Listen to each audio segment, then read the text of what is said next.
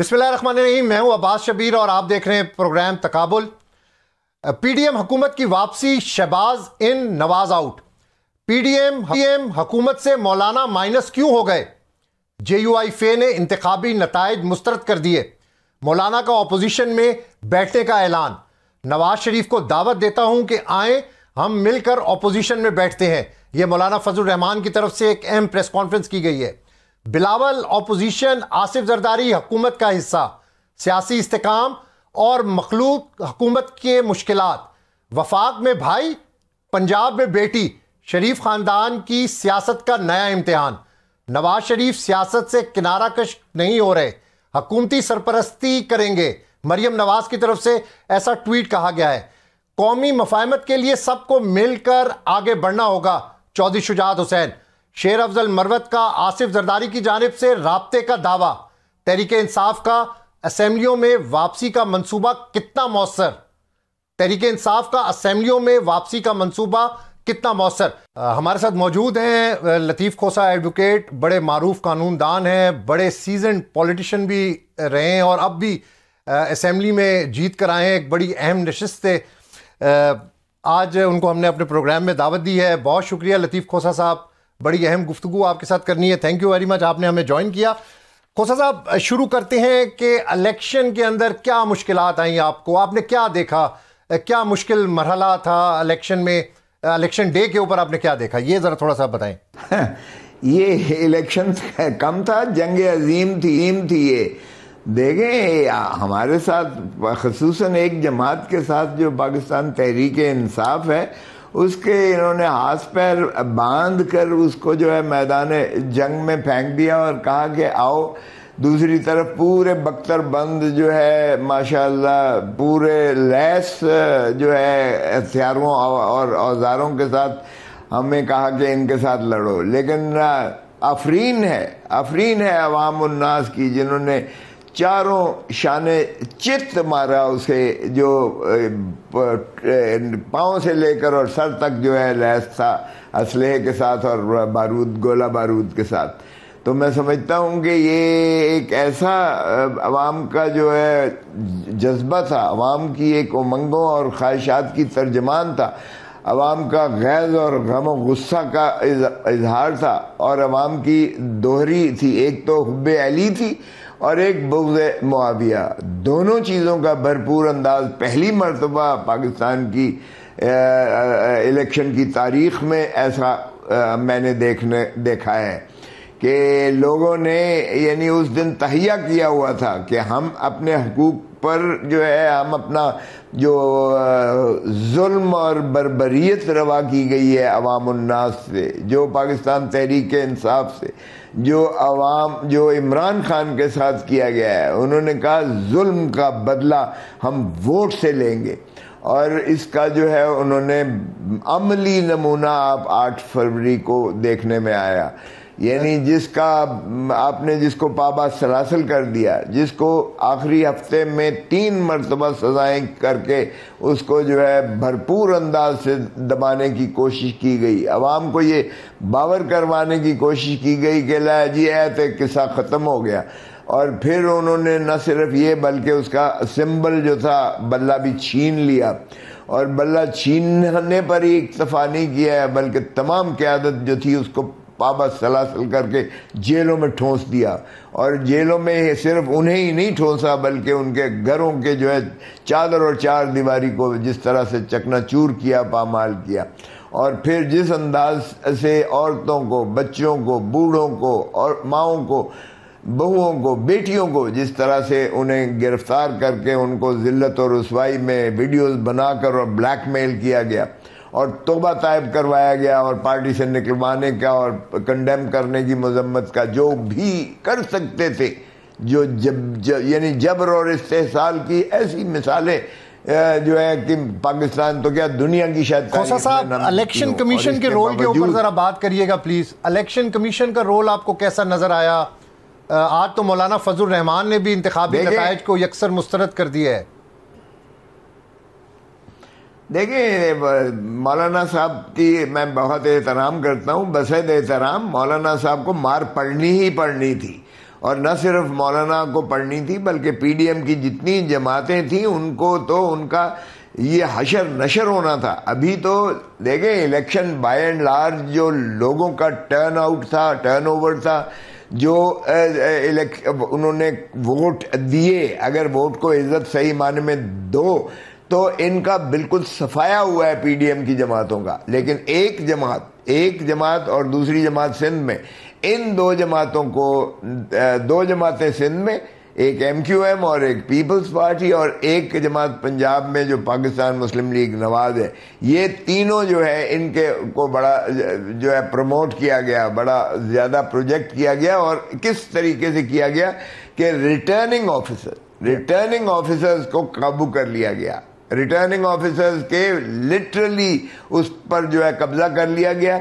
और कब्जा करने के बाद जो 47 फॉर्म 45 फॉर्म ये होता है कि प्रिजाइडिंग ऑफिसर जब वोट खत्म हो जाती है वक्त, तो फिर उसके बाद गिनती करके और एक सरकारी फॉर्म के ऊपर जो है अपनी मोहर और दस्तखत करके और सारे पोलिंग एजेंट्स के अंगूठे और दस्तखत से उनको नताइज, साहब पूरी दुनिया ने नताइज देखे कि नताइज का फ्लो कौन सी तरफ था। सॉरी मैं आपको इंटरप्ट कर रहा हूं।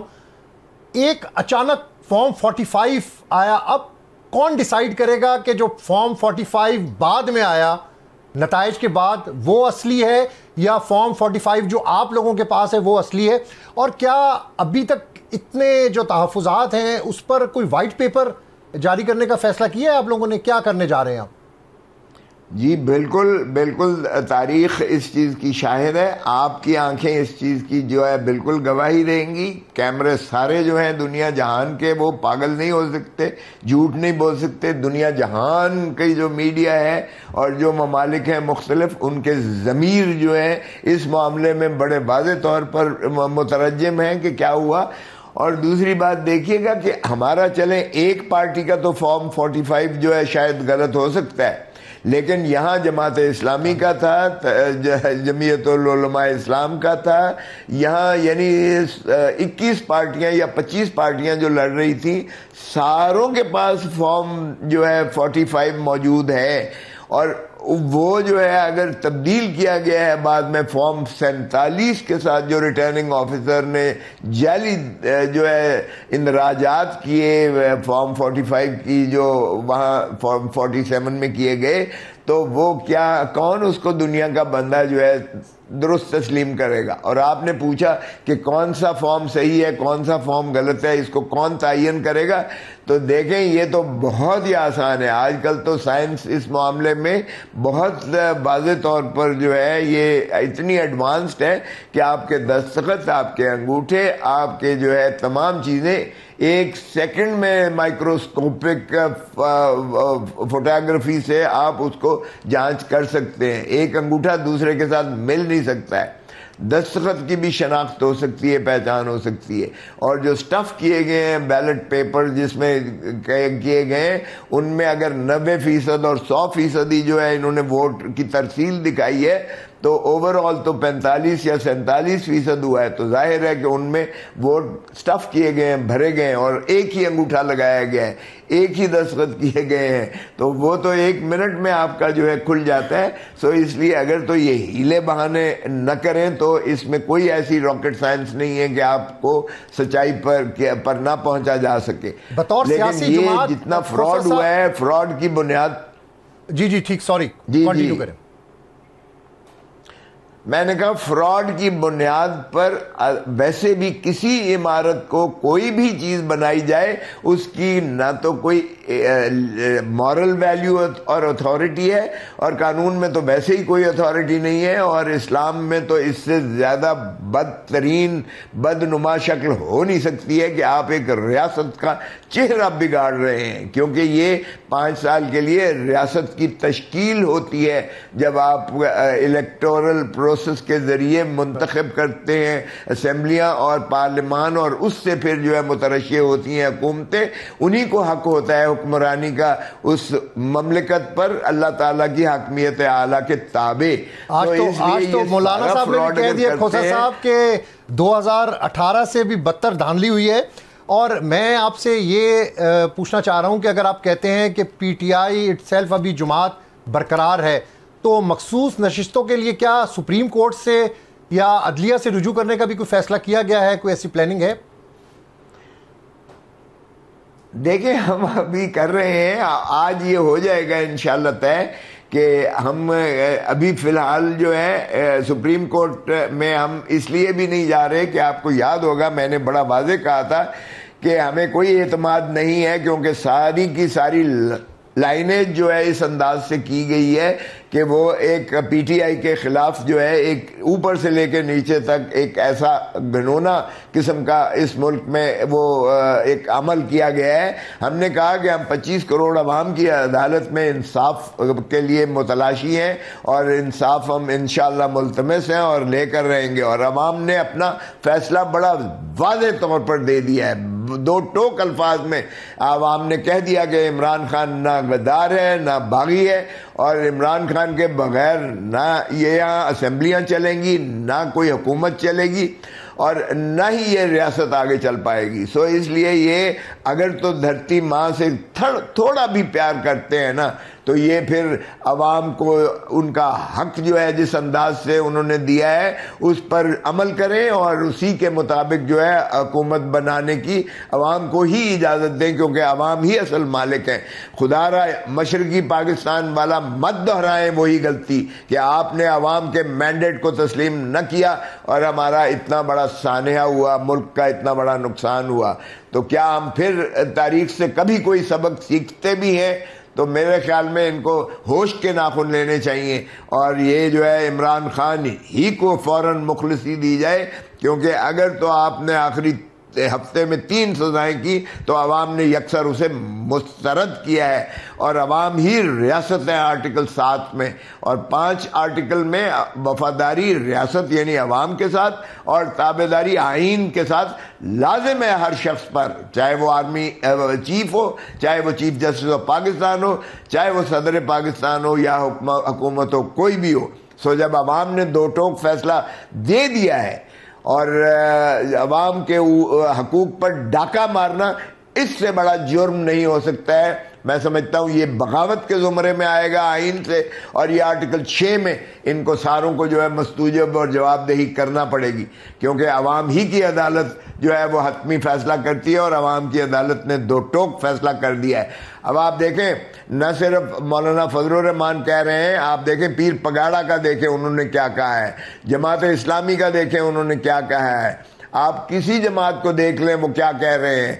हत्ता कि जब नईमुर रहमान ने इस्तीफा वहाँ से कहा कि नहीं मुझे गलत जिताया गया है और दरअसल यहाँ पीटीआई जीती है, और उसने जो है कहा कि मैं ऐसी जो है फतह को मैं समझता हूँ ये मुझे काबिल कबूल नहीं है जो बेईमानी से मुझे जिताया गया है। तो ऐसे भी किरदार हैं अभी हमारे मुल्क में जो ये तस्लीम करते हैं कि उनकी जीत होते हुए भी वो कहते हैं कि मुझे जिताया गलत गया है और दरअसल हकीकत ये है कि पीटीआई जीती है। सर मौलाना साहब ने आज अंदर ज़मीर होता है। आप पार्लियामेंट में हैं, जब मुझे ख्वाजा साद रफीक ने जब मेरा अपना शिकस्त को तस्लीम करते हुए मुझे मुबारकबाद दी, तो मैंने उसे ये लफ्ज़ कहे थे कि अपने बड़ों को भी समझाओ कि अगर नवाज शरीफ डॉक्टर यास्मीन से हार गया है तो उसको हारने में तस्लीम करना चाहिए थी शिकस्त। इसी तरह अगर ख्वाजा आसिफ जो है रेहाना उस्मान डार से हार गया है तो उसको तस्लीम करना चाहिए थी, बजाय इसके कि इतनी बड़ी ट्वीट करके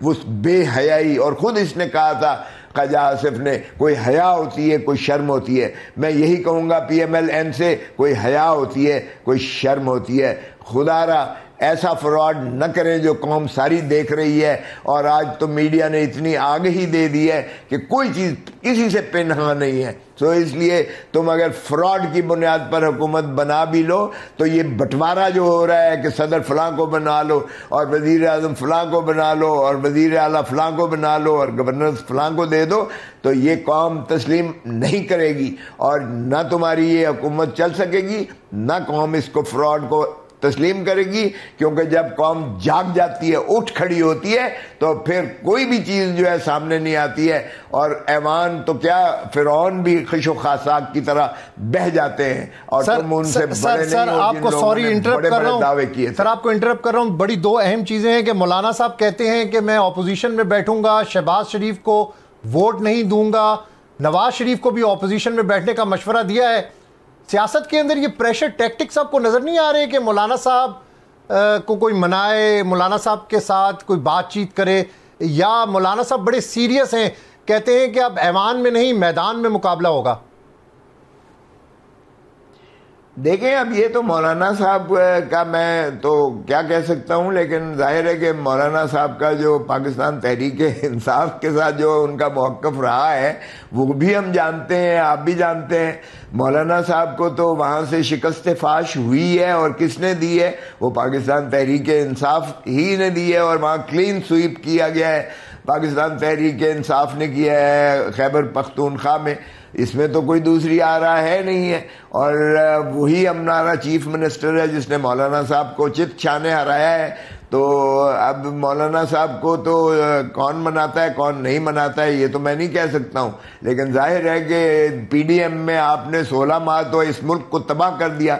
4 माह से केयर टेकर जो चेयर टेकर्स हैं माशाल्लाह, वो उन्हीं का तसलसल और कंटिन्यूटी है। अब अगर जिन्होंने लाडले को लेकर आए हैं, लाडले को दिल सुबहानी को ताज पोशी के लिए चौथी दफ़ा लंदन से लेकर आए हैं, अगर मौलाना साहब को उन्होंने डिच किया है कि ख़ुद तो उन्होंने फॉर्म 47 जो है आरओज़ को कंट्रोल करके वहाँ कब्ज़ा करवा के और फिर उनसे नताइज ले लिए, लेकिन यही काम मौलाना साहब के लिए उन्होंने न किया, तो फिर ये मौलाना साहब के दरमियान और मोहतरम नवाज शरीफ साहब के दरमियान है। तो ये आपस में जो भी तय करते हैं, लेकिन बाहर के कौम तो इस चीज़ को बड़ा देख रही है। और दरअसल तो दोनों ही को शिकस्त फाश हुई है।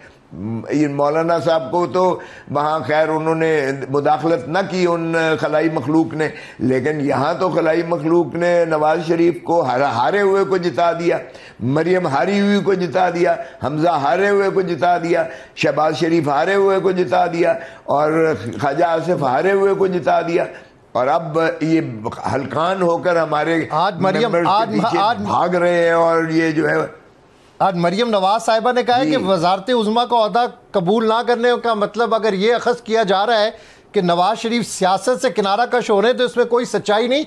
अगले 5 साल उन्होंने कहा है कि वो मुकम्मल सियासत के अंदर इन होंगे, तो शहबाज शरीफ वज़ीर आज़म होंगे, वही कॉन्टीन्यूटी होगी जो पिछले कुछ 16 माह में हमने देखी। पीडीएम की हुकूमत थी, शहबाज शरीफ वज़ीर आज़म थे, पीपल्स पार्टी उनकी कैबिनेट का हिस्सा थी।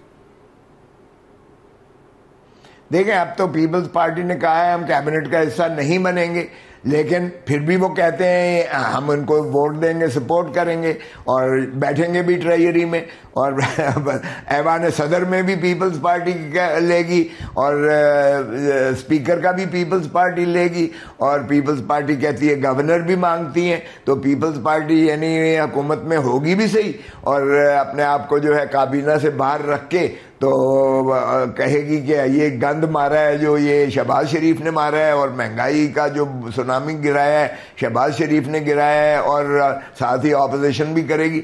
तो ये पीपल्स पार्टी के दोगलापन को कोई भी तस्लीम नहीं करेगा, माफ़ कीजिएगा, ना पीपल्स पार्टी की और ना ही नवाज शरीफ की या MQM की कोई रोने को जो है या रोने धोने को मानेगा। आप देख लेंगे कि ये अगर ये बनते हैं, अव्वल तो हम बनाएंगे क्योंकि हमारे पास अददी बर्तरी हम दिखाएंगे, लेकिन अगर ये बनाते भी हैं जो चूँकि ये बहुत ज़्यादा लाडले हैं, और अगर लाडले जो लाडला बनाने वाला है अगर वो फिर भी हमें बाहर रखते हैं तो यकीन कर लीजिएगा कि ये लाडले जो है ये चल नहीं पाएंगे, और आवाम के गैज़ो गज़ब का इतनी ज़्यादा बैकलैश होगा कि अगर 6 महीने भी ये चल जाए तो मैं कहता हूं कि बड़ी वही कोई ढिठाई और बेगैरती की इंतहा होगी। सर बतौर लॉयर ये बताइएगा कि कोर्ट से जो इंतखाबी नताइज के हवाले से रिजर्वेशन है उस पर रिलीफ आपको मिलने का कोई इम्कान है? और इसमें ये चीज़ ज़रूर ऐड करिएगा कि आपने अपोजिशन में बैठना है, कितनी स्ट्रांग ऑपोजिशन होगी, कोई ऑपोजिशन लीडर का नाम भी ज़ेरे गौर है, और क्या आइंदा की स्ट्रेटजी है? देखिए अगर आप समझते हैं कि ये हुकूमत चल सकती है तो फिर अल्लाह ही हाफिज है, क्योंकि अगर देखें पीपल्स पार्टी साथ नहीं देती है तो फिर वैसे ही मोहतरम शहबाज शरीफ साहब माइनॉरिटी हैं और हुकूमत ये 172 नहीं है इनके पास, और ना ही ये हुकूमत बना सकते हैं या चला सकते हैं, ना पीपल्स पार्टी बना सकती है चला सकती है। पाकिस्तान तहरीक इंसाफ के बगैर ना कोई हुकूमत बन सकती है ना चल सकती है। बाहर कैफ आप कहते हैं कि चले ये कर लें, अगर अदालतों की बात करते हैं तो माफ़ कीजिएगा, अदालतों ने जो इस वक्त हमारे से बल्ला लेने वाला जो फैसला है वो ही एक स्याह तरीन फैसला है जो पाकिस्तान के उन फैसलों में शुमार होगा जिसने मुल्क की तबाही की है। और ये बात मैं आपके प्रोग्राम में नहीं कह रहा, मैंने चीफ जस्टिस को भरी अदालत में ये बात कही थी कि ये आपका फैसला ये जो है जमहूरियत को दफन करने के मुतरादिफ है। तो इसलिए हम अवाम की अदालत में गए हैं, हमें अवाम का फैसला मिल चुका है। हम क्यों अवाम जिनका ये हक है आइन में, जो रियासत है आइन में, अदलिया आइन में रियासत नहीं है, ना मुक्तदर हल्के आइन में रियासत है, ना हुकूमत रियासत है, ये अवाम है और वफादारी सिर्फ आर्टिकल 5 में अवाम के साथ है। सर ये हुकूमत कितना अरसा चलती नजर आ रही है आपको? जो हुकूमत बनने जा रही है सर, ये कितना अरसा आपको चलते हुए नजर आ रही है? कितने दिन, कितने महीने? बनती हुई तो नजर आए, मुझे तो बनती हुई नजर नहीं आ रही है। आप तो कहते हैं कि चलती कितने अरसा है। मुझे नवाज शरीफ साहब जहाज पर वापस सवार होकर जाते हुए नजर दिखाई दे रहे हैं, और जाते हुए ये कहते जाएंगे मुझे क्यों बुलाया, मुझे क्यों बुलाया। ये देखें अभी अनकरीब होने जा रहा है। सो इसलिए ये हुकूमत नहीं बन सकती, और अगर बनने की जसारत की भी गई तो ये तो 6 महीने भी नहीं चलेगी, ये मैं आपको लिख के देता हूँ। सैयद खुर्शीद शाह साहब का कल हमने इंटरव्यू किया, खोसा साहब वो कहते हैं कि नवाज शरीफ तो हारे हुए हैं, उनका तो वजीर आजम बनने का जवाज ही नहीं है इखलाकी तौर के ऊपर। यही तो मैं अर्ज कर रहा हूं कि इतनी तो कम से कम जिस तरह साद रफीक साहब ने, ख्वाजा साद रफीक ने किया, इतनी मॉरल करेज तो होनी चाहिए थी कि कम से कम एक औरत, ऐसी बुजुर्ग औरत जो जेल में है, जिस पर इतना जबर और इस्तेसाल रवा रखा जा रहा है, वो अगर आपसे ज्यादा वोट लेती है, और लाहौर से, चूंकि मैं खुद लाहौर से जीता हूं और आपको पता ही है कि मैं कॉन्स्टिट्यूंसी से जीता हूं जो इनका दिल है लाहौर का, उस कॉन्स्टिट्यूंसी से मुझे सारे लाहौर का पता है। ये एक सीट PMLN वहां नहीं जीती है, और जो फरिश्तों ने, खलाई मखलूक ने इनको जो है रिटर्निंग ऑफिसर से फॉर्म 47 में इनको जिताया गया है, वो इतनी शर्मनाक तरीके से जिताया गया है कि इनको शर्म आती है। अवाम में ये जा नहीं सकते हैं, आज जरा जाके तो देख लें। सर मैं बड़ा क्विक आंसर आपसे चाहूंगा, 2 क्विक आंसर चाहूंगा।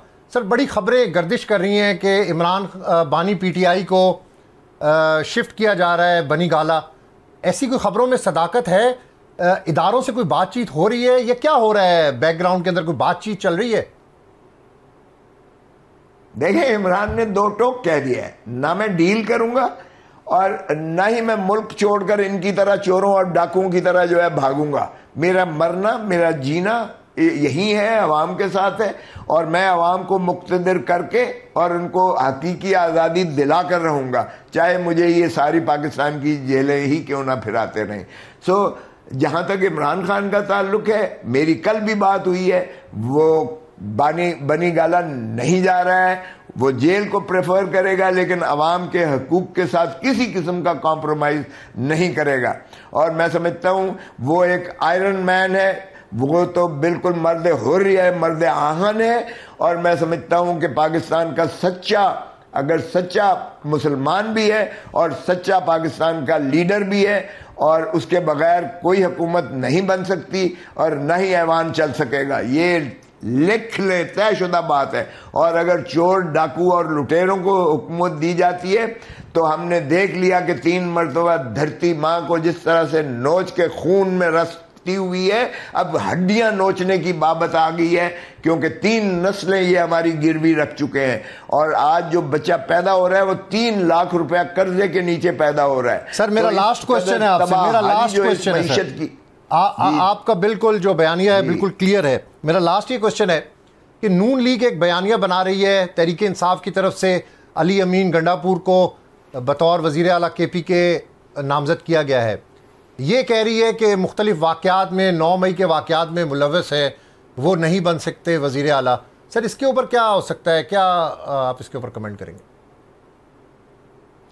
देखिए, सुप्रीम कोर्ट कह चुकी कि अगर कोई मफरूर शख्स भी हो किसी मुकदमे में तो भी वो कदगन नहीं है उसको इलेक्शन लड़ने में और चीफ मिनिस्टर बनने में। सो इसमें दूसरी आरा नहीं है। और दूसरी बात यह है कि 9 मई खुदारा हमने तो खुद कहा, इमरान खान ने बार बार कहा है और हमने अपने आईन में लिखा है, ट्रुथ एंड रिकंसिलिएशन कमीशन होना चाहिए। ये 9 मई ऑर्केस्ट्रेटेड था एक मूव। ये पाकिस्तान तहरीक इंसाफ को सिर्फ खत्म करने के लिए, इमरान खान को अंदर करने के लिए उस दिन 10,000 PTI के लोगों को गिरफ्तार किया गया और 200 मुकदमात इमरान खान पर दायर किए गए, जबकि 9, 10, 11, 12 वो जेल में, वो उनकी कस्टडी में थे। ओ भाई, 9 मई को जब इमरान को जो है बायोमेट्रिक कमरे से इस्लामाबाद हाई कोर्ट के अंदर से गिरफ्तार किया गया और सुप्रीम कोर्ट ने कहा कि ये जो है गलत, इल्लीगल, गैर कानूनी तौर पर उन्हें गिरफ्तार किया गया, वकला को मारा गया, अमले को मारा गया, मेज और कुर्सियां तोड़ी गई और इमरान खान को, और उन्होंने कलअदम करार देकर उनको मुखलिसी की। किसी एक को पकड़ा है, किसी एक के खिलाफ कार्रवाई की है सुप्रीम कोर्ट के इतने बड़े फैसले के बाद भी?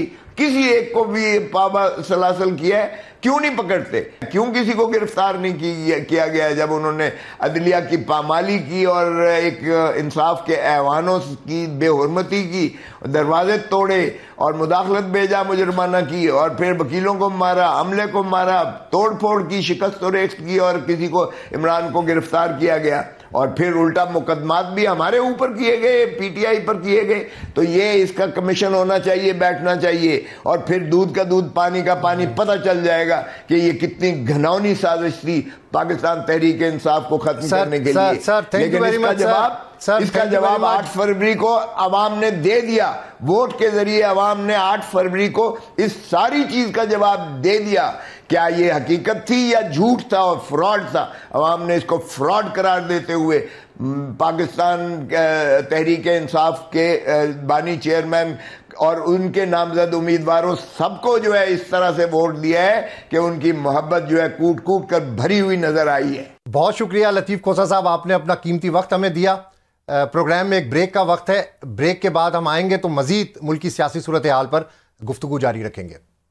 Welcome back. प्रोग्राम के दूसरे हिस्से में स्टूडियोज में हमारे साथ मौजूद हैं सीनियर जर्नलिस्ट ईसा नकवी, मुफ्ती कफ़ायतुल्ला JUI फे से उनका ताल्लुक है, वो भी हमारे साथ प्रोग्राम में होंगे। बैरिस्टर आमिर हसन, पाकिस्तान पीपल्स पार्टी से इनका ताल्लुक है। थैंक यू वेरी मच, आपने प्रोग्राम में हमें वक्त दिया। मुफ्ती कफ़ायतुल्ला साहब से शुरू करते हैं। मुफ्ती साहब, आज क्या कर दिया? इतनी नाराजगियां, इतनी दूरियां, कितने अरसे आप एक साथ रहे और आज अचानक ही आपने अलहदगी इख्तियार कर ली? वो इकबाल कहता है, अपने भी खफा मुझसे हैं, बेगाने भी नाखुश। मैं ज़ाहरे हाला हल को कभी कह न सका कंद। तो हम तो PDM में साथ हैं, लेकिन कुछ चीज़ें हमारा तुर्रा इम्तियाज़ और खुसूसियत थी अलग अलग, तो हमें उसकी सज़ा मिल गई। एक तो ये था कि हम गज़ा के मुजाहिदीन के साथ बहुत आगे खुल कर आ गए थे और वहाँ उनके लोगों से मुलाकातें की, उनके लिए यहाँ से फंड इकट्ठा किया, उनके लोगों को यहाँ बुलाया और बहुत बड़े बड़े 10-10 लाख के कॉन्फ्रेंसों के अंदर अवामी शिरकत और हजूम के अंदर उन्होंने खिताब किया। तो बैनुल-अक़वामी एस्टेब्लिशमेंट को ये बात गवारा नहीं थी। फिर हमने पाकिस्तान और अफगानिस्तान के दरमियान ताल्लुकात बहाल करने के लिए मौलाना फजल रहमान साहब ने अफगानिस्तान का दौरा किया, तो उसको भी उन्होंने चेक किया और नोटिस लिया। तो ज़ाहिर है फिर हमारे लोग मजबूर होते हैं, तो उनके कहने पर हमें सज़ा दी गई। लेकिन जिस चीज़ की सज़ा दी गई उस पर तो हम खुश हैं, लेकिन अपने लोगों से नाराज़गी तो बनती है। इसलिए हमने PDM 2 को आगे नहीं ले जाना। हमने सोचा है कि हम अपोजिशन में जाएंगे। हमारा हुजूम ये पोजीशन का है। अलबत्ता ये कि 2 मरहलों में हमारे इंतखाबात हुए हैं। एक मरहले में जब इलेक्शन कमीशन आज़ाद था और ये 8 फरवरी का दिन था, नतीजे आ रहे थे 12 तक, और आपको अंदाजा है कि 12 बजे के बाद तो फिर तारीख तब्दील हो जाती है। अब 9 फरवरी ये हमारे ऊपर बहुत मनहूस गुजरा। यहाँ हमारा चीफ इलेक्शन कमिश्नर भी उठ गया और वो यरगमाल भी बन गया। फिर इस्टेब्लिशमेंट लोगों को नवाजती रही, रिश्वत लेकर लोगों को सीटें देती रही, और हाफिज नईम को सीट दी, उसने इनकार कर दिया कि भी मैं तो नहीं जीता, वो कोई और है। और इसके साथ साथ पेशावर में एक आदमी चौथे नंबर पर आ रहा था और वो अफगानी नस्ल है, उसको जिता दिया गया। तो ये चीज़ें बंदर बांट जो है वो ठीक नहीं है। हमें तो चैलेंजेस का सामना था। हमारी इस्टेब्लिशमेंट को चाहिए था कि बहुत मुहतात रवैया अख्तियार कर दे और किसी किस्म की शिकायत नहीं आती। तो मुफ्ती साहब ये रास्ते, ये मुफ्ती साहब आपको इंटरप्ट कर रहा हूँ, ये रास्ते पके पके जुदा हो गए हैं या ये कोई प्रेशर टैक्टिक्स हैं, कोई मिन्नत तरला करे आपका आके आप मान जाएं, ये किस्त शुरू होने वाली तो नहीं नजर आ रही आपको? अब्बास आप देखें ना, हम तहरीकी लोग हैं कि हम तो मजबूरन इधर जमहूरियत में आ गए वोट डाल रहे हैं।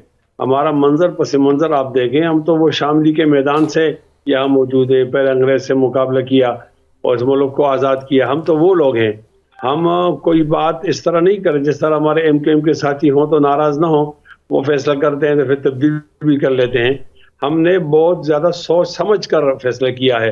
वो इस तरह किया है कि हम फिर दोबारा उस पर पशेमान ना हो, कहीं उसके अंदर जोल ना हो, कोई गलती ना हो।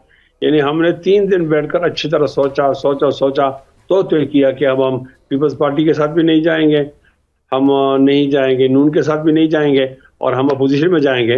बल्कि मौलाना फजल रहमान साहब ने तो दावत दी मियां नवाज शरीफ साहब को कि लंदन वाला प्लान फेल हो गया है और आप हमारे पास अपोजिशन में आ जाएं। आमिर हसन साहब, मैं आपकी तरफ आता हूं। ये तो दमादम मस्त कलंदर का ऐलान कर दिया आज इन्होंने कहा है कि अब फैसला ऐवान में नहीं मैदान में होगा।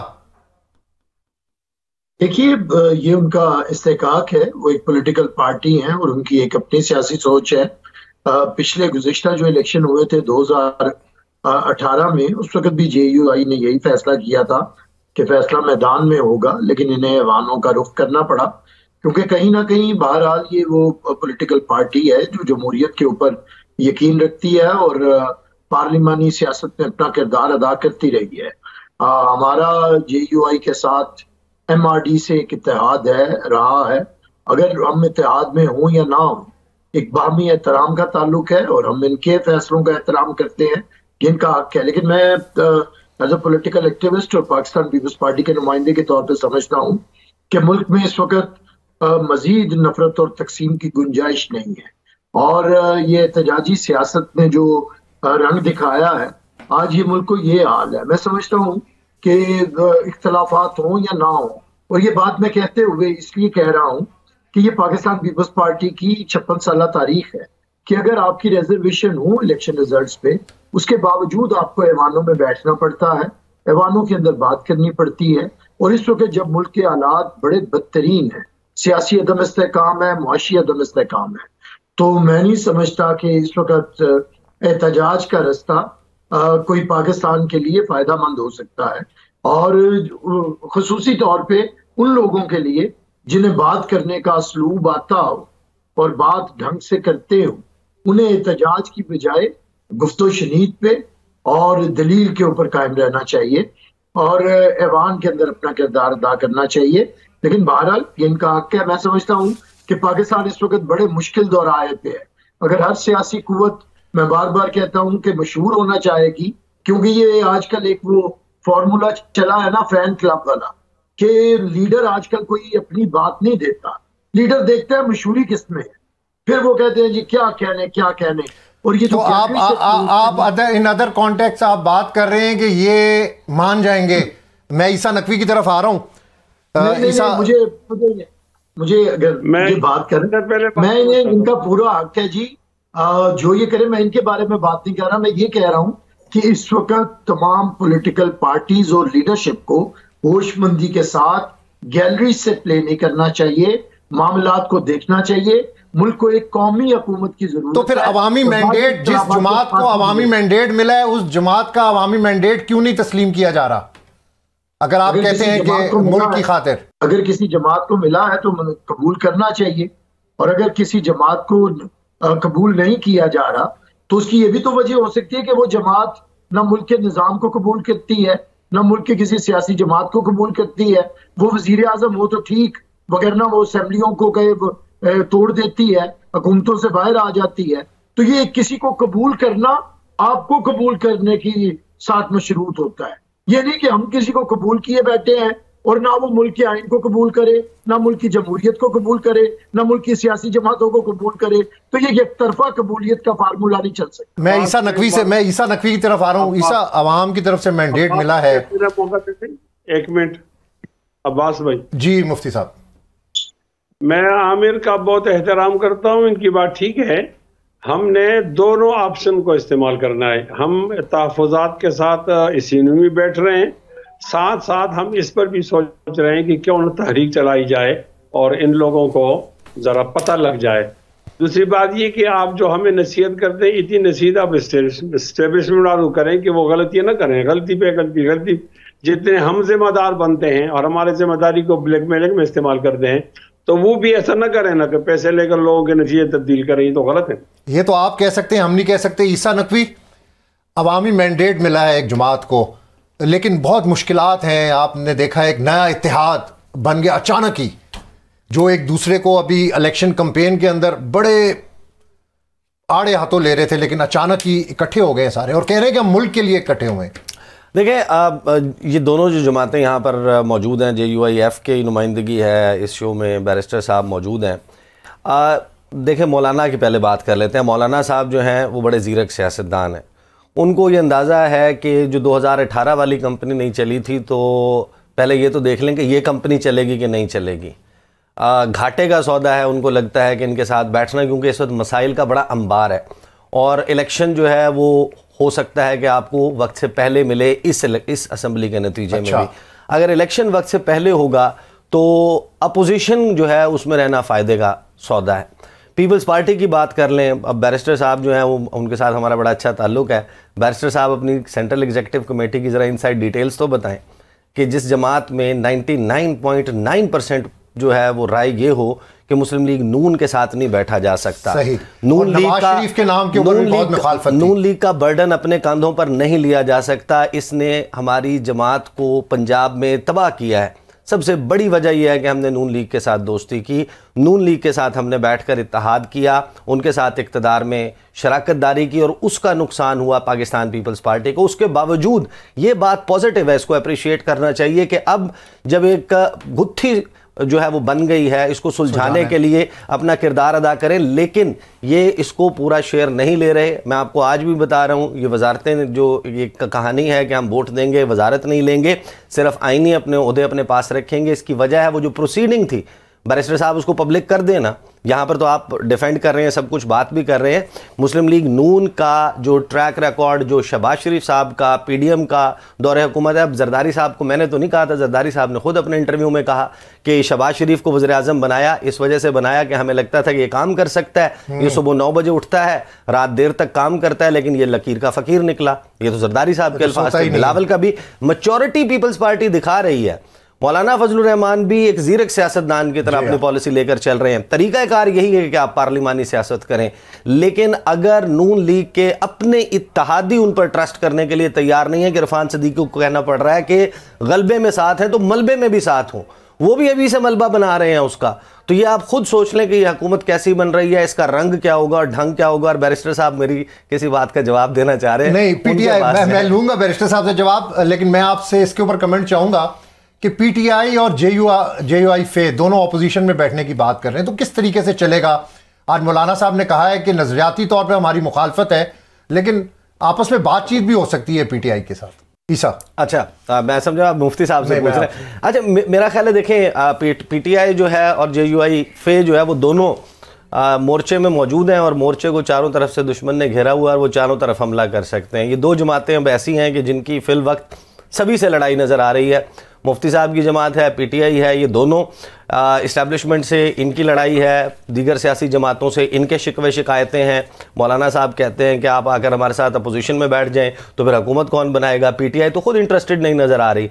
देखें, आपने सवाल जो किया था कि मैंडेट का एहतराम, मैंडेट का एहतराम होना चाहिए, बिल्कुल होना चाहिए, लेकिन सवाल ये है कि क्या पाकिस्तान तहरीक इंसाफ इंटरेस्टेड है कि वो हुकूमत बनाए? वो इंटरेस्टेड है, लेकिन वो कहते हैं कि हमारी जो सीटें हैं, जो हमारा एक्चुअल फिगर है, वो हमें वापस दिया जाए। वो तो नामुमकिन नजर आ रहा है। नहीं, उसमें भी आप देखें ना कि उनकी तो इस वक्त कहानी ये है कि वो उनके बानी चेयरमैन जिनको वो वज़ीर आज़म बनाना चाहते हैं, उन्होंने तो इलेक्शन नहीं लड़ा फॉर राइट और रॉन्ग रीजंस। ये बहस नहीं है, उनकी भी लड़ाई जो है, और पार्टियां सारी यहाँ पर बदकिस्मती से ज़ात के इर्द गिर्द घूमती हैं। हर सियासी जमात जो है वो एक ज़ात के इर्द गिर्द बिल्डअप हुआ हुआ है, और उनके लिए सबसे इंपॉर्टेंट ये है कि उनके जो बानी चेयरमैन हैं वो बाहर आ जाएं, वो असम्बली का हिस्सा हों, उसके बाद ऐसी कोई मूव हो। अगर वज़ीर आज़म इंटरिम वक्त के लिए 3 माह के लिए 6 माह के लिए किसी और नहीं बनना है, तो पीटीआई उसके लिए पीपल्स पार्टी के साथ इत्तेहाद क्यों करेगी? उनके लिए ये घाटे का सौदा है। अब मौलाना फजलुर रहमान अगर एक ऐसी असम्बली का हिस्सा या इनके साथ हुकूमत में जाकर बैठ जाते हैं, और उनको यकीन है ये भी रमज़ान का महीना है, जिस दिन हुकूमत कायम होगी, अप एंड फंक्शनिंग होगी, उसके फ़ौरन बाद रमज़ान शुरू हो जाएगा। जो इस वक्त इसेंशियल एडिबल आइटम्स हैं उनकी प्राइसेस, और फिर जो गर्मियाँ शुरू होंगी, पहले 2 बिजली के बिल जिस तरीके से गिरेंगे इस मुल्क के आवाम पर, जो लोगों का पेशेंस थ्रेशोल्ड है, अगर तो आपके पास भरपूर किस्म का अवामी मैंडेट और आपने बाकायदा इस कैंपेन के साथ लोगों को एजुकेट करके चलाया हो कि हम आएंगे, हम एक बड़ी सर्जरी करेंगे, 2 साल सब्र करना होगा, इस वजह से आप हमें वोट दें, आप लोगों के साथ ये सच बोल के आएंगे। प्रैक्टिकली बात यह है कि अब आप IMF के पास जाएंगे, IMF आपको कहेगा कि ये पेंशन ख़त्म कर दें, एम्प्लॉयज़ की तादाद गवर्नमेंट के आधे कर दें, महकमों को जम कर दें, स्टेट ऑफ इंटरप्राइजेज बेच दें, टैक्स नेट बढ़ाएं, बिजली के बिल मजीद बढ़ाएं, उसके बाद जो डायरेक्ट और इनडायरेक्ट टैक्सेस हैं वो बढ़ाएं। अब एक ऐसी सूरत हाल में कोई भी हुकूमत, जाहिर है कि ये पॉपुलर डिसीजंस नहीं है। अब मसला ये है कि यहाँ पर रिक्वायर्ड है सर्जरी, और आप डिस्प्रीन से उसका इलाज करना चाह रहे हैं। इसीलिए पीपल्स पार्टी भी बड़ी बेहतरीन किस्म की एक सियासी चाल के साथ चल रही है। इसमें उनके लिए मामला जो बैटल ग्राउंड है वो पंजाब है, उसको रीगेन करना है। नून लीग के साथ उनकी सफों में बैठकर पंजाब को रीगेन नहीं किया जा सकता। इसके साथ मजीद इसके ऊपर बात करूंगा, लेकिन मैं मुफ्ती साहब की तरफ जा रहा हूं, शॉर्ट कमेंट चाहूंगा। मुफ्ती साहब, शरीफ खानदान की सियासत में कितना बड़ा इम्तिहान आप देख रहे हैं, वफाक में भाई और पंजाब में बेटी? मेरे ख्याल में इससे ज्यादा अहम तो ये है कि उनका जो बयानिया था लंदन वाला वो ठीक था, और पाकिस्तान का बयानिया फेल हो गया। फेल हो गया यानी वो प्लान आप समझते हैं कि फेल हो गया, वापस जाना है इन्होंने? हाँ, ये जो कह रहे हैं ना कंटिन्यू करेंगे शहबाज शरीफ, का माना है कि दोबारा टिकट ले रहे हैं लंदन में। नहीं तो क्यों नवाज शरीफ क्यों बैकफुट के ऊपर हो गए? क्या उन्होंने देखा? वो तो आए थे वजीर आजम बनने के लिए।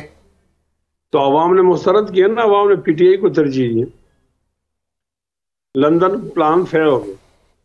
लंदन प्लान फेल हो गया। ब्रेक पर जाएंगे, ब्रेक के बाद इस गुफ्तगू को जारी रखेंगे। Stay tune. Welcome back. मुफ्ती साहब, लंदन प्लान से आप लोग माइनस किस तरह हो गए? आप तो उस मेन स्ट्रीम का हिस्सा थे, मौलाना फजलुर रहमान को सदर बनाने की बातें हो रही थी, किस तरह माइनस कर दिया आपको अचानक? नहीं, माइनस तो हम लंदन प्लान में तो नहीं थे, या वो कैसे बताया? लंदन प्लान था हमारी इस्टेब्लिशमेंट और मुस्लिम लीग नून के दरमियान। उसमें तो हम भी आउट थे, पीपल्स पार्टी भी आउट थी, MQM भी, सब लोग आउट थे। तो यहाँ जो लोगों का हुजूम आया वो तो लंदन प्लान के खिलाफ आया। अब जाहिर है 70 सीटों वालों को वो हुकूमत दी जा रही है, और जिनके 140 सीटें उनको नहीं दी जा रही, तो अवाम का गज़ब तो आपने देख लिया। लिहाजा अवामी क़ुव्वत से वो प्लान फेल हो गया है। अभी जो मरियम साहिबा आ रही हैं बतौर वज़ीर आला पंजाब, ये तो उनकी ग्रूमिंग हो रही है ना, और मियाँ शहबाज शरीफ आ रहे हैं। तो मेरे ख्याल में ये आखिरी हिच कॉल है शरीफ खानदान की। इसके बाद ये इक़्तिदार इनके लिए किस्सा पारी न बन जाए। बैरिस्टर साहब, बिलावल साहब का बड़ा चर्चा था कि बिलावल साहब को वज़ीर आज़म बनाना है जरदारी साहब ने किसी ना किसी सूरत में। तो ये क्या अचानक आइनी सीट्स ले ली और इधर से विड्रॉ हो गए? क्या ये मुस्लिम लीग नून को किसी इम्तिहान में तो नहीं डाल दिया? ये भी बहुत से हल्के कहते हैं कि मुस्लिम लीग नून की सियासत खत्म करने के लिए जरदारी साहब ने एक बड़ा कार्ड खेला है। देखिए, मेरे ख्याल से ये कुदरत का तो कोई हो सकती है साजिश या खेल। इतना कोई फर्क ताकतवर नहीं होता कि वो जो चाहे और वो हो रहा है, रिजल्ट्स आ रहे हैं और फिर वो ऐसे करेगा। देखिए, हम लोग तो चाहते थे कि पाकिस्तान पीपल्स पार्टी को अक्सरियत मिलती और चेयरमैन बिलावल भुट्टो को CEC ने प्राइम मिनिस्टर के लिए नॉमिनेट किया था, लेकिन क्योंकि हमें अक्सरियत नहीं मिली, हम पहले नंबर पे, दूसरे नंबर पे नहीं है, तीसरे नंबर पे हैं, एक बड़ी पार्टी है, हाँ जिद लगाई जाती तो पाकिस्तान के अंदर तो 10 सीटों वाला वजीर आला बना दिया जाता है, भले वो पंजाब का सबसे बड़ा डाकू हो। लेकिन पाकिस्तान पीपल्स पार्टी कभी भी ऐसी बारगेनिंग नहीं करती जो कि जाती ओहदों के लिए हो। तो हमने मुनासिब नहीं समझा। मुल्क के लिए ये एक जिम्मेदारी है जो तमाम सियासतदानों को होशमंदी से सरंजाम देनी है। हम तो पीडीएम का हिस्सा नहीं थे, ये लोग तो पीडीएम का हिस्सा थे, हम तो पीडीएम से अलहदा हो गए। उसके बावजूद मुश्किल वक्त में हम रहे हुकूमत के साथ, और हमने 16 महीने बहुत से तहफ़्फ़ुज़ात के बावजूद कोई हमने पीठ पे छुरा नहीं घोंपा। अब हमने फैसला ये किया है क्योंकि हम हुकूमत का हिस्सा नहीं बनना चाहते, हमारा वो तजर्बा अच्छा नहीं रहा, तो पीएमएलएन गवर्नमेंट बनाए। अगर पहले नंबर वाली पार्टी आ जाती तो हो सकता है हम उसे हुकूमत बनाने के लिए उसे सपोर्ट दे देते कि वो आए और अपनी हुकूमत बनाए और हम उनसे वजारतें नहीं लेंगे। लेकिन वो तो अपने आप को किसी गरूर की 70वीं मंजिल पे समझते हैं ना, वो तो पता नहीं किससे हाथ मिला, ट्रम्प के अलावा वो किसी से हाथ नहीं मिलाते हैं। अब पाकिस्तान के अंदर तो यही पॉलिटिकल पार्टीज हैं और लोग हैं, इन्हीं के साथ रहना पड़ेगा। तो मैं समझता हूं कि पाकिस्तान पीपल्स पार्टी किसी ओहदे के लिए नहीं कर रही है। हमारे सामने एक सूरत हाल है जो मुश्किल सूरत हाल है। अगर हम बिलावल साहब को हमारे पास अक्सरियत होती तो वजीर आजम बन जाते। अब हम वही ओहदा लेंगे जो हम बन सकते हैं, और अगर हम नहीं बन सकते, हमारे पास नंबर नहीं है या हमारे पास काबिलियत नहीं है या हमारे पास कैपेबिलिटी नहीं है, तो हम बिल्कुल वो ओहदा नहीं लेंगे। पाकिस्तान पीपल्स पार्टी की तारीख गवाह है कि हम ओहदों के लिए नहीं, हम तो ओहदों को छोड़ के सरेदार जाते हैं। तो हमारे लिए ओहदे अहम नहीं है खुदा के लिए। हमारी तारीख देख के अब ये जो शकूक व शुबात फैलाए जाते हैं वो ना कीजिएगा। हाँ, अगर कोई आईनी ओहदा जहाँ पे मुतकाजी होगा कि पीपल्स पार्टी का कोई ऐसा फर्द जो फादर फिगर के तौर पे पाकिस्तान में फराइज सरंजाम दे सकता हो तो हम जरूर उसे लेके आएंगे। अगर कोई ऐसे आईनी ओहदे पे किसी मोतबर शख्स की जरूरत होगी जिसका मुतालबा तमाम सियासी जमातें करेंगी तो हम आएंगे, लेकिन अपनी अददी अक्सरियत से ज्यादा और अपनी हैसियत से ज्यादा और अपनी कैपेबिलिटी से ज्यादा भी और कम भी हम ओहदा कबूल नहीं करें। सर, मुझे तो इस तरह लगता है कि सदर की जो सीट है, वोट ऑफ नो कॉन्फिडेंस अपने पास रखा है। जरदारी साहब जब बन जाएंगे मेन उनके पास होगा, चेयरमैन सेनेट पीपल्स पार्टी के पास होगा, स्पीकर पीपल्स पार्टी के पास होगा, सारे आईनी होते तो आपके पास ही हैं। ईसा की तरफ मैं जाता हूँ। आप दिलवा दें, आप ये आईनी होते उन्हें दिलवा दें और हुकूमत हमें दिलवा दें, हम इस पर भी राजी हैं। मैं ईसा की तरफ जाना चाह रहा हूँ। ईसा, नवाज शरीफ सियासत से किनारा कश नहीं हो रहे, हुकूमती सरपरस्ती करेंगे, कितना बड़ा चैलेंज होगा मुस्लिम लीग नून के लिए। वफाक में शहबाज शरीफ होंगे, पंजाब में मरियम नवाज साहिबा होंगी। अच्छा, नून लीग के ऊपर कमेंट करने से पहले ना एक क्विक कमेंट, बैरिस्टर साहब जो हैं उनकी जमात भी यानी कि दोस्ती तो कर रही है नून लीग के साथ, फिर अब इतनी संजीदा सियासत करते हुए, इतनी मैच्योरिटी वाली सियासत करते हुए एक एहसान और भी कर दे। उनकी पार्टी फंसी हुई है, उसके ऊपर इल्ज़ाम लग रहा है कि उन्होंने इलेक्शन चोरी किया, वोट चोरी किया है, और उसके लिए पीटीआई अपना मुकदमा लड़ रही है फॉर्म 45 से। तो नून लीग ने तो अपने फॉर्म 45 छुपा ली है। जिन हलकों में पीपल्स पार्टी के कैंडिडेट खड़े हुए थे, ये क्यों नहीं उठा के सामने रखते मीडिया के और कहते हैं कि ये जो फॉर्म 45 दिखा रही है पीटीआई, ये झूठे हैं, ये असल फॉर्म 45 ये है और इसके ऊपर दस्तखत सबके मौजूद है, ये पीटीआई वाले का दस्तखत है, इसका फॉरेंसिक करा ले, पीटीआई का मुकदमा ख़त्म हो जाता है और इनके पास बाकायदा जिसे कहते हैं कि वो मोरल ग्राउंड आ जाता है कि जिसकी बुनियाद के ऊपर ये हुकूमत कर सकते हैं। शरीफ खानदान की सियासत, मियाँ साहब का तो मसला, वो शौकत वास्ती साहब का शेर है कि शौकत हमारे साथ बड़ा हादसा हुआ, हम रह गए, हमारा ज़माना गुजर गया। ये जो 2018 से ऑनवर्ड ये जो यंग वोटर ऐड हुआ है ना, इसके साथ कनेक्ट करने की कोशिश नहीं की। मैं हैरान हूं कि पीपल्स पार्टी में बिलावल उसकी सक्सेस हुई या नहीं, उन्होंने रियलाइज कर लिया है कि भाई इस वक्त आपने यूथ से कनेक्ट करना है। पीटीआई की स्ट्रेटजी है वो यूथ से कनेक्ट कर रहे हैं। मुस्लिम लीग नून कहती है यूथ गुमराह है, खैबर पख्तूनख्वा के लोग बेवकूफ़ हैं, ओवरसीज़ पाकिस्तानीज लाशें दफनाने आते हैं। अगर लीडरशिप के लेवल के ऊपर ये बयानात आएंगे, इनको ऑन किया जाएगा, तो फिर 8 फरवरी को यही नतीजा आएगा ना, लोग फूल लेकर तो नहीं आएंगे। मियाँ साहब जो है, मुझे नहीं लगता कि एक एमएनए के तौर पे वोट डालने के all those in favour of this motion में से ayes, all those against it में से नो, मियाँ साहब उसके ऊपर हाथ खड़ा करने के लिए नहीं आ रहे। मियाँ साहब मोटरवेज बांट रहे थे, क्या उनके ऊपर गुजर रही होगी, एयरपोर्ट मोटरवे घुमा दूंगा। मैं क्लोजिंग करूंगा, मैं मुफ्ती साहब से पूछूंगा मुफ्ती साहब, तहरीक इंसाफ ने चीफ इलेक्शन कमिश्नर और कमीशन मेंबरान के इस्तीफे का मुतालबा किया है। आप लोग भी यकसर इंतखाबी नताइज मुस्तरद कर रहे हैं, क्या ये मुतालबा इसकी तायद कर रहे हैं आप? बिल्कुल जायज़ है। हम तो समझते हैं कि 8 फरवरी को 2 बजे के बाद हमें इलेक्शन कमीशन नज़र ही नहीं आया, वो यरगमाल बना हुआ था। वो अपने फ़राइज़ अदा करने से मुसलसल वो गफलत कर रहा है। अगर वो ये तमाम बातें कबूल करके शिकस्त वो बद इंतज़ामी की जिम्मेदारी उठाकर वो इस्तीफ़ा दे दें तो ये कौम पर बहुत बड़ी मेहरबानी हो जाएगी। थैंक यू वेरी मच मुफ्ती साहब, thank you very much barrister साहब, बहुत शुक्रिया आपने हमें ज्वाइन किया। ईसा नकवी मेरे साथ स्टूडियो में मौजूद थे। Thank you Isa Naqvi.